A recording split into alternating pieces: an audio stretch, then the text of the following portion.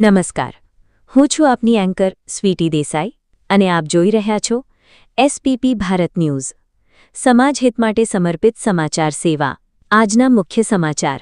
બારડોલીમાં lift આપવાના બહાને વૃદ્ધા સાથે 1.5 લાખ રૂપિયાના સોનાના દાગીનાની લૂંટ, એક આરોપીની ધરપકડ, 3 આરોપીઓ હજુ ફરાર।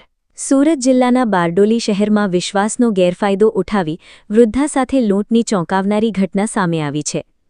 માહિતી મુજબ ગોપાલનગર શાસ્ત્રી રોડ વિસ્તારમાં રહેતા 64 વર્ષીય ઇન્દુબેન ચૌહાણ સાંજે પોતાની દુકાને જવા માટે નીકળ્યા હતા।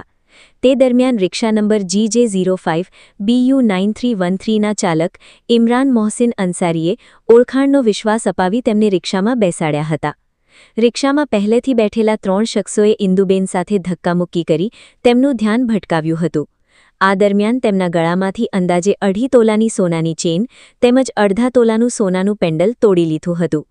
ફરિયાદ મુજબ લૂંટાયેલા દાગીનાની કુલ કિંમત અંદાજે 1,50,000 રૂપિયા હોવાનું જણાવાયું છે। ઘટના બાદ ઇન્દુબેને બૂમાબૂમ કરતા રિક્ષાચાલક સ્થળ પરથી ભાગવાનો પ્રયાસ કર્યો હતો। જો કે સ્થાનિક લોકોએ પીછો કરતા આશિયાના નગર વિસ્તારમાં રિક્ષા દિવાલ સાથે અથડાઈ હતી અને રિક્ષાચાલક ઇમરાન મોહસિન અંસારી ઝડપાઈ ગયો હતો, જ્યારે તેના 3 સાગરીતો ઘટના સ્થળેથી ફરાર થઈ જવામાં સફળ રહ્યા હતા।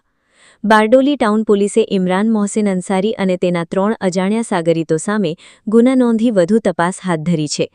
ફરાર આરોપીઓને ઝડપવા માટે પોલીસ દ્વારા કાર્યવાહી તેજ કરવામાં આવી છે। બારડોલીથી એડિટર રમેશ ખંભાતીના ક્રાઇમ રિપોર્ટ સાથે હું Sweety Desai, SPP Bharat news. No fear, no devotion, only with truth. મારું નામ ઇન્દુબેન કાંતિભાઈ ચૌહાણ।